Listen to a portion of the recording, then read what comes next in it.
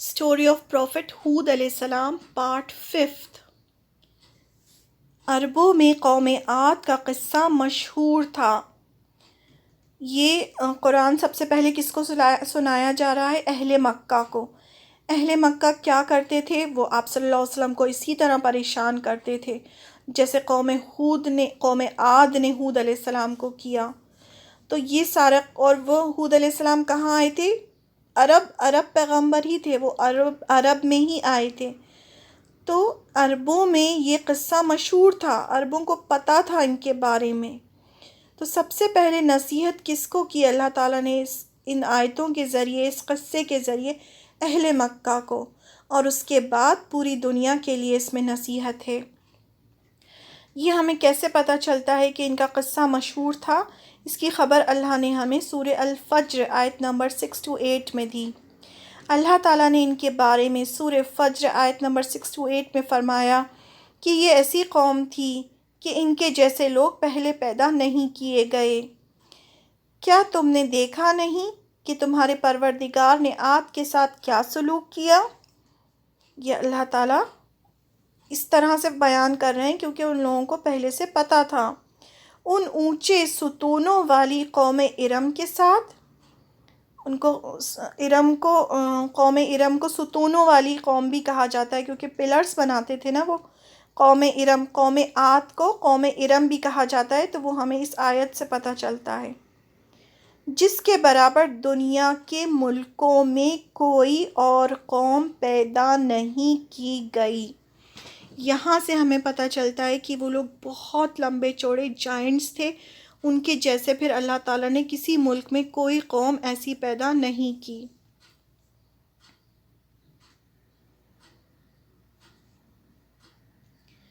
عرب کے لوگ قوم عاد اور ان پر جو عذاب آیا تھا اسے اچھے سے جانتے تھے۔ اب آپ کے پڑوس میں اگر کوئی ایسی چیز ہو، کچھ اس طرح کا عذاب آیا ہو آپ کے شہر میں، تو آپ اسے پہچانیں گے نا۔ نسلوں تک وہ انفارمیشن آگے ٹرانسفر ہوگی اور بتایا جائے گا کہ دیکھو وہاں ایسا ہوا تھا۔ تو عرب میں سب لوگ اس کے بارے میں جانتے تھے کہ ان پر اس طرح سے عذاب آیا تھا۔ اہل مکہ کو نصیحت۔ یہ قصہ قرآن میں جگہ جگہ الگ الگ انداز سے بیان ہوا اور بار بار بیان ہوا ہے تاکہ لوگ اس قصے سے نصیحت حاصل کریں۔ دیکھیے قرآن میں جو سٹوریز آف پروفٹس ہیں، پیغمبروں کے قصے ہیں، وہ ہمارے انٹرٹینمنٹ کے لیے نہیں ہیں۔ اس کا مقصد یہ ہے کہ ہم اس سے نصیحت حاصل کریں۔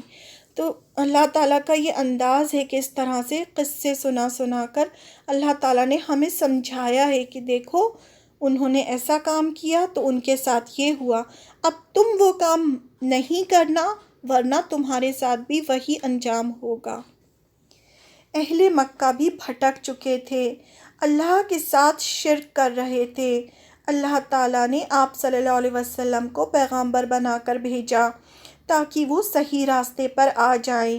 اللہ تعالیٰ نے قرآن نازل کیا لیکن وہ آپ صلی اللہ علیہ وسلم کا انکار کر رہے تھے، اس لیے قرآن میں پیغمبروں کے قصے بیان ہوئے تاکہ آپ صلی اللہ علیہ وسلم کو تسلی ملے اور اہل مکہ باز آ جائیں، شرک سے رک جائیں۔ ہمارے لیے یہ سبق ہے کہ ہمیں دیکھنا ہے کہ ہم کوئی ایسا کام تو نہیں کر رہے جس سے رسول کی نافرمانی ہو رہی ہو اور شرک ہو رہا ہو۔ سورہ توبہ آیت نمبر 70 میں فرمایا، کیا ان کو ان لوگوں کی خبر نہیں پہنچی جو ان سے پہلے گزرے تھے؟ اب یہاں پر اہل مکہ سے بات کی جا رہی ہے لیکن ڈائریکٹلی سب سے کہا جا رہا ہے کہ ان لوگوں کو ان کی خبر نہیں پہنچی کیا جو ان سے پہلے گزرے تھے۔ کون؟ نوح علیہ السلام کی قوم اور عاد اور سمود۔ اب عاد کون ہے؟ یہ تو قوم ہود علیہ السلام کی قوم ہے، قوم عاد۔ سمود کون تھے؟ قوم سمود صالح علیہ السلام کی قوم تھی جس کے بارے میں ہم نیکسٹ پڑھیں گے۔ پھر ابراہیم علیہ السلام کی قوم، مدین کے لوگ کون تھے؟ شعیب علیہ السلام کی قوم، ان کے بارے میں بھی ہم آگے پڑھیں گے۔ اور وہ بستیاں جنہیں الٹ ڈالا گیا، کس کو الٹ ڈالا گیا؟ قوم لوط کو، یہ ہم پڑھ چکے ہیں۔ ان سب کے پاس ان کے رسول روشن دلائل لے کر آئے، پھر اللہ ایسا نہیں تھا کہ ان پر ظلم کرتا۔ ہمیں بتایا جا رہا ہے کہ اللہ نے کسی پر ظلم نہیں کیا۔ ان کے جتنے بھی رسول تھے، جو رسول ان کی طرف بھیجے گئے، وہ دلائل لائے تھے ان کے پاس، لیکن انہوں نے اس کو نہیں مانا، اس لیے ان پر عذاب آیا۔ اللہ ایسا نہیں تھا کہ ان پر ظلم کرتا، لیکن یہ لوگ خود اپنی جانوں پر ظلم ڈھاتے رہے۔ انہوں نے خود اپنی جو حرکتیں تھیں اس کی وجہ سے اس مستحق بنے اللہ کے عذاب کے۔ پھر سورہ ابراہیم آیت نمبر 9 میں فرمایا، کفار مکہ کو فرمایا اور ہم سب کو، کیا تمہیں ان لوگوں کی خبر نہیں پہنچی جو تم سے پہلے گزر چکے ہیں؟ دیکھیں، پہلے جو ہم نے آیت پڑھی تھی وہ بھی اسی جیسی تھی، اور یہ آیت بھی اسی جیسی ہے۔ دیکھیں، یہ سورہ توبہ کی آیت ہے، آیت 70، اور یہ جو ابھی ہم پڑھ رہے ہیں سورہ ابراہیم کی آیت ہے 9۔ کیا فرما رہے ہیں اللہ تعالیٰ؟ کیا تمہیں ان لوگوں کی خبر نہیں پہنچی جو تم سے پہلے گزر چکے ہیں؟ قوم نوح، قوم عاد، سمود اور ان کے بعد آنے والی قومیں جنہیں اللہ کے سوا کوئی نہیں جانتا۔ یعنی اور بھی ایسی بہت ساری قومیں تھیں جن پر عذاب آیا، جن کے بارے میں ہمیں نہیں پتہ۔ قرآن مجید میں ہر ایک قوم کے بارے میں نہیں بتایا گیا، اور بہت سارے لوگ تو ایسے نا، ابھی ہم کتنی ساری جب ریسرچ ہو رہی ہے تو پتہ چل رہا ہے کتنی بستیاں جو ہیں دبی ہوئی ہیں زمین کے اندر، اور اب دھیرے دھیرے پتہ چلتا ہے کہ وہ نکل رہی ہیں اور ان پر اللہ کا عذاب آیا۔ تو وہی فرمایا جا رہا ہے کہ جنہیں اللہ کے سوا کوئی نہیں جانتا، ان سب کے پاس ان کے رسول کھلے کھلے دلائل لے کر آئے، تو انہوں نے ان کے منہ پر اپنے ہاتھ رکھ دیے۔ یعنی جو رسول کچھ بولنا چاہتے تھے تو ان پر اپنے ہاتھ رکھ دیے ان کے منہ پر، یعنی ان کو بولنے نہیں دیا، ان کو اپنا کام نہیں کرنے دیا، اور کہا کہ جو پیغام تمہیں دے کر بھیجا گیا ہے ہم اس کو ماننے سے انکار کرتے ہیں، اور جس بات کی تم ہمیں دعوت دے رہے ہو اس کے بارے میں ہمیں بڑا بھاری شک ہے۔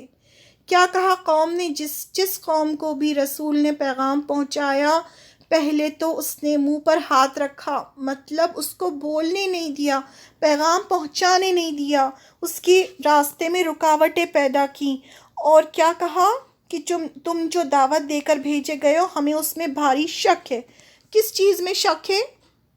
کہ ایک اللہ ہے، اور یہ جتنے بھی بت ہیں یہ اللہ کے مقرب نہیں ہیں، قریب نہیں ہیں۔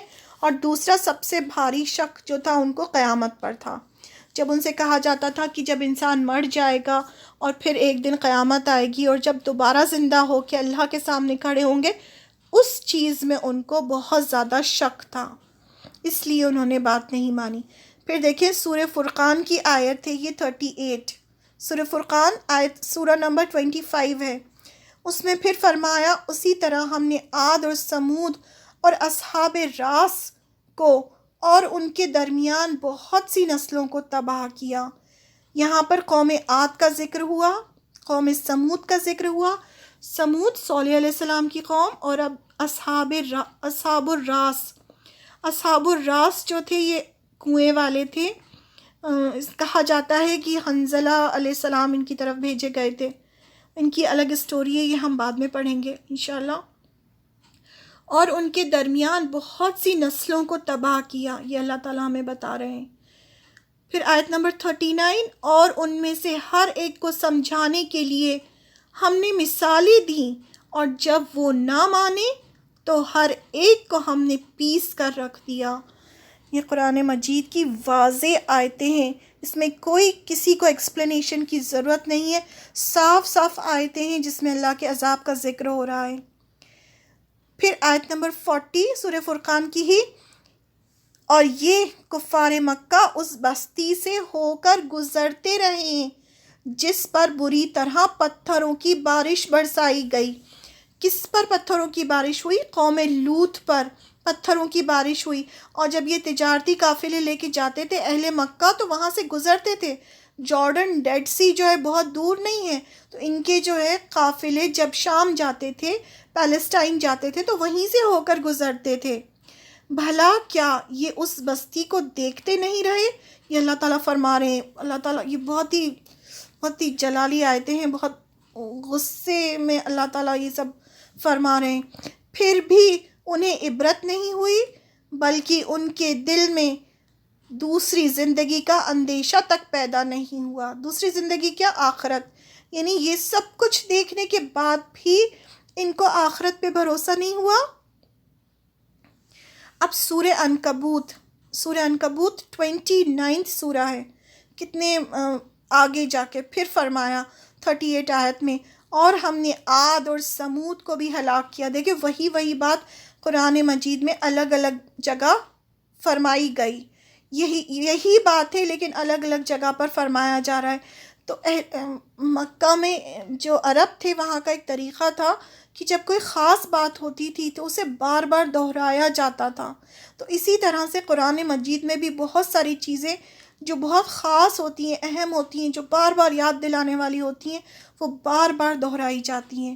تو سورہ عنکبوت آیت نمبر 38 میں، اور ہم نے عاد اور سمود کو بھی ہلاک کیا، اور ان کی تباہی تم پر ان کے گھروں سے واضح ہو چکی ہے، یعنی تم ان کے گھروں کو دیکھتے ہو، وہ موجود ہے۔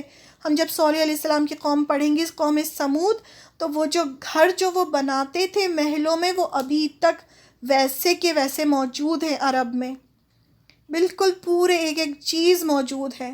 تو یہ جب ان کے قافلے گزرتے تھے اہل مکہ کے جب شام جاتے تھے بزنس ٹرپ کے لیے، تو یہ وہیں سے گزرتے ہوئے جاتے تھے جہاں پر اللہ کا عذاب آیا تھا، اور یہ سب دیکھتے تھے۔ اور شیطان نے ان کے اعمال کو ان کی نگاہوں میں خوشنما بنا کر انہیں راہ راست سے روک دیا تھا، حالانکہ وہ سوجھ بوجھ کے لوگ تھے، یعنی اتنے سوجھ بوجھ والے لوگ تھے وہ، جن پر اللہ کا عذاب آیا، اتنے محل تراش رہے ہیں، اتنے کام کر رہے ہیں، لیکن شیطان نے کیا کیا تھا؟ ان کے اعمال کو اتنا خوبصورت بنا دیا تھا، ان کے گناہوں کو، اور ان کو سیدھے راستے پر جانے سے روک دیا تھا، اس وجہ سے ان پر عذاب آیا۔ پھر دیکھیں سورہ احقاف آیت نمبر 26 میں پھر فرمایا گیا، اے عرب کے لوگوں، ہم نے ان لوگوں کو ان باتوں کی طاقت دی تھی جن کی طاقت تمہیں نہیں دی، یعنی وہ تم اتنے طاقتور لوگ تھے کہ محل کو وہ پہاڑوں کو تراش کر محل بناتے تھے، تمہیں تو وہ طاقت بھی نہیں ملی ہے۔ اور ہم نے ان کو کان، آنکھیں اور دل سب کچھ دے رکھے تھے۔ آپ دیکھیں یہاں 3 چیزوں کا ذکر ہوا ہے، کان، آنکھیں اور دل۔ اللہ تعالیٰ فرماتے ہیں کہ ہم نے انہیں دے رکھے تھے، لیکن نہ ان کے کان اور ان کی آنکھیں ان کے کچھ کام آئیں، اور نہ ان کے دل، کیونکہ اللہ کی آیتوں کا انکار کرتے تھے، اور جس چیز کا وہ مذاق اڑایا کرتے تھے اسی نے انہیں آ گھیرا۔ کس کا مذاق اڑاتے تھے؟ عذاب کا، تو ان پر عذاب آیا۔ یہاں اہل مکہ کو عذاب سے بھی ڈرایا جا رہا ہے، انہیں نصیحت بھی کی جا رہی ہے، اور پھر 3 چیزوں کا ذکر ہوا ہے، کان، آنکھ اور دل۔ کیا کام ہوتا ہے آنکھ کا اور کان کا اور دل کا؟ آنکھوں سے انسان دیکھتا ہے، یہ سینس آرگنز ہیں جو باہر کی دنیا سے انسان کو ملاتے ہیں۔ آنکھوں سے دکھتا تھا نا انہیں کہ کس طرح سے اللہ تعالیٰ نے دنیا بنائی ہے، اور اہل مکہ کو بھی دکھ رہا تھا کہ کس طرح سے ان پر عذاب آیا ہے، اور کانوں سے وہ سن رہے تھے۔ جو قوم عاد تھی وہ رسول کی بات یعنی ہود علیہ السلام کی بات سن رہی تھی، تب بھی ان کے کان جو تھے وہ ان کے کام نہیں آئے، اور اہل مکہ بھی آپ صلی اللہ علیہ وسلم کو سن رہے تھے، یہ قصہ انہیں پتہ تھا، وہ آنکھوں سے دیکھ رہے تھے کہ کس طرح سے عذاب آیا، لیکن پھر انہوں نے اپنے دل میں اس چیز کو محسوس نہیں کیا، اس سے سبق حاصل نہیں کیا۔ تو یہ 3 چیزیں ایسی ہوتی ہیں جو ہر انسان کو ملی ہوتی ہیں، اور یہ اس لیے ملی ہوتی ہیں کہ انسان آنکھوں سے دیکھے، سبق حاصل کرے، کانوں سے سنے۔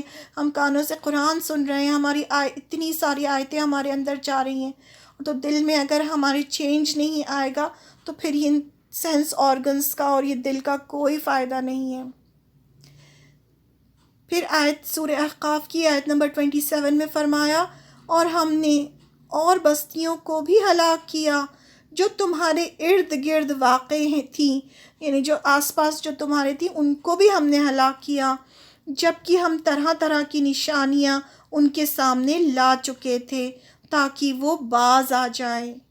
اللہ تعالیٰ فرما رہے ہیں کہ کسی پر بھی ایسے ہی عذاب نہیں آتا، پہلے نشانیاں آتی ہیں، پہلے انہیں خبردار کیا جاتا ہے، ایک کے بعد ایک نشانی آتی ہے، جب وہ نہیں مانتے پھر نہیں مانتے پھر نہیں مانتے، اللہ تعالیٰ چاہتے ہیں کہ وہ باز آ جائیں، وہ استغفار کر لیں، لیکن جب وہ نہیں مانتے تب عذاب آتا ہے اور فائنلی ختم کر دیا جاتا ہے۔ پھر سورہ احقاف کی آیت نمبر 28 ہے، پھر انہوں نے اللہ کا تقرب حاصل کرنے کے لیے جن چیزوں کو اللہ کے سوا معبود بنا رکھا تھا، کس کو معبود بنا رکھا تھا؟ اللہ کا تقرب حاصل کرنے کے لیے، یعنی اللہ کے قریب ہونے کے لیے۔ بتوں کا کیا کانسیپٹ تھا؟ وہ کہتے تھے کہ یہ جو بت ہیں ہم ان سے دعا کریں گے، یہ اللہ کے بہت قریب ہیں تو یہ اللہ سے ہمارے لیے دعا کریں گے۔ اللہ کا کانسیپٹ تو تھا لیکن سب کچھ ان کے بت تھے۔ تو اللہ تعالیٰ فرما رہے ہیں کہ تم نے ان بتوں کو ذریعہ بنایا تھا نا کہ یہ اللہ کے قریب ہیں، تو اور تم نے ان کو معبود بنا رکھا تھا، اللہ کے ساتھ شرک کر رہے تھے، ان کو شریک بنا رکھا تھا اللہ کا، انہوں نے ان کی کیوں مدد نہ کی؟ اللہ تعالیٰ فرما رہے ہیں کہ جب تم پر عذاب آیا تب یہ بت تمہیں بچانے کیوں نہیں آئے؟ کیوں ان کی مدد نہیں کی ان بتوں نے؟ اس کے بجائے وہ سب ان کے لیے بے نشان ہو گئے، اب تو کوئی نام و نشان ہی نہیں تھا ان کا، یعنی بتوں نے تو تمہاری کوئی مدد نہیں کی، اور اس وقت تو تمہاری ان کی کوئی نشانی یا کچھ بھی تمہارے کام نہیں آیا۔ یہ تو ان کا سراسر جھوٹ تھا اور بہتان تھا جو انہوں نے تراش رکھا تھا۔ اللہ تعالیٰ فرما رہے ہیں کہ کیا جھوٹ تھا؟ یہ جو بتوں کی عبادت کرنا اور کہنا کہ یہ اللہ کے قریب ہیں، یہ اللہ سے بات کرتے ہیں، یہ اللہ سے ہماری سفارش کریں گے، یہ اللہ سے ہمیں بچائیں گے، یہ سب جھوٹ تھا۔ بہتان کا مطلب ہوتا ہے الزام لگانا، جو انہوں نے تراش رکھا، تراش نے اپنی مرضی سے جو گڑھ رکھا تھا، یہ سب سراسر جھوٹ تھا۔ پھر اہل مکہ کو نصیحت سورہ قاف کی آیت نمبر 12 میں فرمایا، ان سے پہلے نوح کی قوم اور اصحاب الراس اور سمود کے لوگوں نے بھی اس بات کو جھٹلایا تھا۔ پھر آیت نمبر 13، نیز قوم عاد اور قوم فرعون اور لوط کے بھائیوں نے بھی۔ اب ان کا بھی ذکر ہوا کہ دیکھیں قوم فرعون، اب ان کا جب ہم موسیٰ علیہ السلام کا پڑھیں گے تب ہم قوم فرعون کے بارے میں پڑھیں گے، اور ان سب نے بھی جھٹلایا تھا، تو دیکھو ان سب کے ساتھ بھی کیا ہوا۔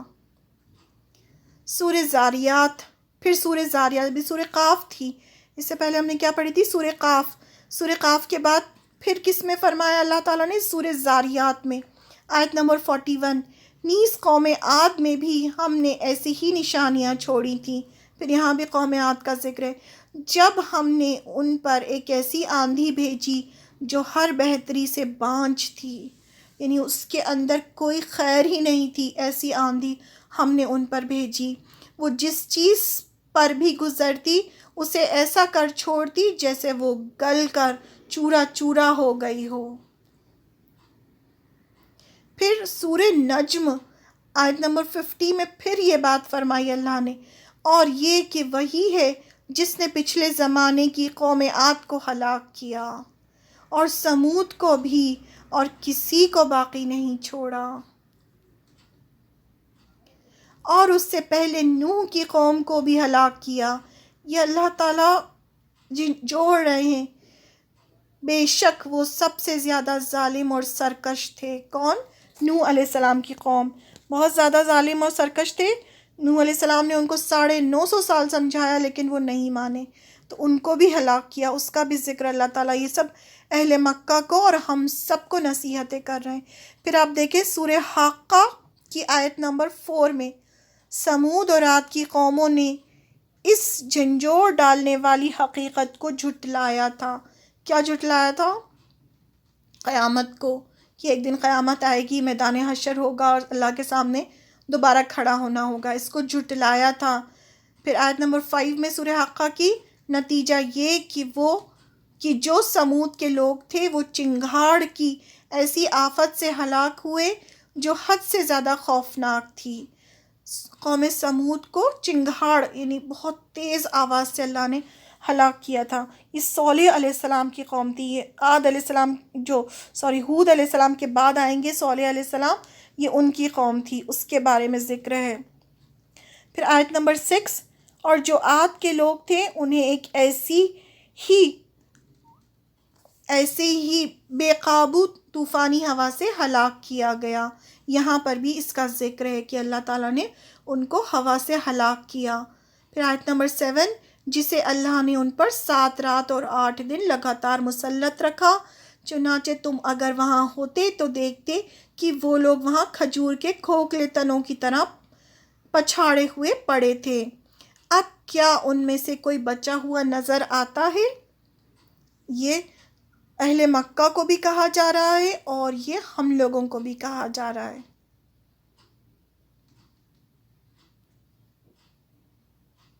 یہ جو کھدائی ہوئی اس میں جو یہ ہڈیاں ملی ہیں اس کے فوٹوگرافز ہیں۔ یہ دیکھیں سر کتنا بڑا ہے، سر کتنے بڑے لوگ تھے، وہ اتنے جائنٹس تھے سب، یہ سب ہڈیاں ملی ہیں ان کی۔